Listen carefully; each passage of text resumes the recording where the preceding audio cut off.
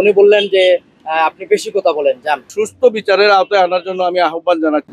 সুপ্রিয় দর্শক, আমি এখন দাঁড়িয়ে আছি মৌলভীবাজার শহরের বেরির পার এলাকায়, অর্থাৎ এই পাশেই একটি প্রাইমারি স্কুল, গোবিন্দশ্রী সরকারি প্রাইমারি স্কুল, এই বাউন্ডারির পাশেই আমরা এখানে দেখছি অনেক সরকারি হাসপাতালের ঔষধ ড্রেনের মধ্যে কে বা কারা রেখে গেছে বা ফেলিয়ে গেছে। এখানে অনেকেই দেখেছেন, তারা ক্ষোভ প্রকাশ করেছেন। হাসপাতালে গেলে তারা চিকিৎসা শেষে তারা ঔষধ পান না। এতগুলো ঔষধ দেখে তাদের মধ্যে ক্ষোভ জন্মেছে। আমরা তাদের সাথে একটু কথা বলবো। আমি আজকে সকালবেলা আমার তাপ সর্দি জনিত কারণে আমি মৌলভীবাজার সদর হাসপাতাল 250 শয্যা বিশিষ্ট হাসপাতালে আসি এবং টিকিট নিয়ে আমি নাক কান গলা রোগ বিশেষজ্ঞ ডাক্তারকে আমি দেখিয়েছিলাম।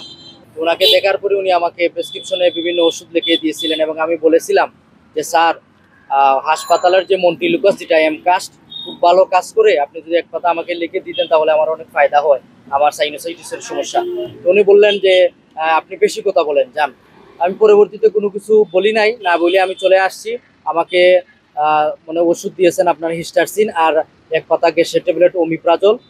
আনার পরে আমি আমার দোকান কুসুমবাগ আলাক্সা শপিং সেন্টারে আমি টমটম যুগে এখানে আসিয়া এই গোবিন্দশ্রী সরকারি প্রাথমিক বিদ্যালয়ের সামনে এখানে আমি উনি টমটমের যে ড্রাইভার, উনি প্যাসেঞ্জার নামিয়েছেন। নামানোর প্রেক্ষিতে আমি এখানে দেখি যে এখানে আপনারা দেখতে পাচ্ছেন যে ওষুধগুলো আমি দেখেছি। দেখার পরে আমি আজকে আমার যে ইমাদুদ্দিন আমার ফেসবুকের আইডির মধ্যে আমি পোস্ট করেছি। এখানে দেখলাম যে অনেক দামি ওষুধ, এজিথ্রোমাইসিনের মতো দামি ওষুধ, ক্যানোলার বিভিন্ন, যেগুলা আমরা হাসপাতালে পাওয়া অনেক দুষ্কর ব্যাপার। যারা পায় 100-র মধ্যে 80 থেকে 90 জনই পায় না, 10 থেকে 5 জনে পায়। এবং ক্যানোলা সহ যেগুলা জরুরি উপকরণ, স্বাস্থ্য খাতের যেগুলো জরুরি উপকরণ এগুলা বাহির থেকে আনার জন্য তারা ইমার্জেন্সি বিভাগ থেকে বলে যে আপনারা বাহির থেকে আনেন এবং প্রেসক্রিপশনের ওষুধগুলো আপনারা ফার্মেসি থেকে কিনবেন। এই যদি অবস্থা হয় আমাদের, তাহলে আমাদের কর এবং ট্যাক্সের টাকায় যে ওষুধগুলা, এগুলা এইরকম এই ড্রেনের মধ্যে থাকার কথা নয়। আমরা ডাইরেক্ট এক্সপায়ার, অনেকে বলে যে এখানে ডাইরেক্ট এক্সপায়ার মাল রাখা হয়েছে। আমরা বলতে চাই, যদি ডাইরেক্ট এক্সপায়ার হয়ে থাকে তাহলে এখানে ড্রেনের মধ্যে তো সরকারি ওষুধগুলা থাকার কথা না। সাইটে আমার দোকান, আপনার গোবিন্দশ্রী স্কুলের সাইটে, এগুলো আপনার দীর্ঘ 3-4 দিন ধরে আমি দেখলাম, বাট আমি কেউ অবগত করছি না, কারণ এই বিষয়গুলো সম্পর্কে আমার কোনো নলেজ নাই। তো আজকে আমরা রিমাত ভাইয়া দেখছেন, দেখার বাদে দোকানে ফেসবুকে পোস্ট করছেন যেগুলো অনেক নামি দামি ওষুধ, তো এগুলো মানে ফালাই থাকতে পারে। আমরা টাইমটা কইলাম যে ভাই, এটা হতে পারে ডেট এক্সপায়ার ওলা হইতে পারে। তো ওই সময় আমরা আরেকজন বড় ভাই আসা, তাই ডেট এক্সপায়ার হইলে এটা তো এই সরকারের নির্দিষ্ট একটা জায়গা আছে, নিয়ে ফালাইতো। তারা এত লাখ লাখ টাকা দামের ওষুধ তারা কিন্তু ড্রেনের মাঝে ফালাইতো নি।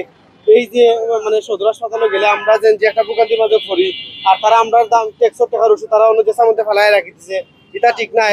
এটা বাংলাদেশ সরকার দেখা দরকার, প্রশাসনের দেখা দরকার, এটার একটা সুষ্ঠু বিচার হওয়া দরকার, জাতীয় বিচার দেখতে চায়। মৌলভীবাজার সরকারি হাসপাতালের যে ঔষধগুলা রাস্তায় পরিত্যক্ত অবস্থায় ফালানো আছে, এই ঔষধগুলার মেয়াদ মার্চ 2025 পর্যন্ত ছিল। এই মার্চের ভিতরে যদি এই ওষুধগুলা বিতরণ করা হতো তাহলে অবশ্যই এই মৌলভীবাজারের অসুস্থ মানুষ, গরিব দুঃখী মানুষ অনেক সুযোগ সুবিধা পেত।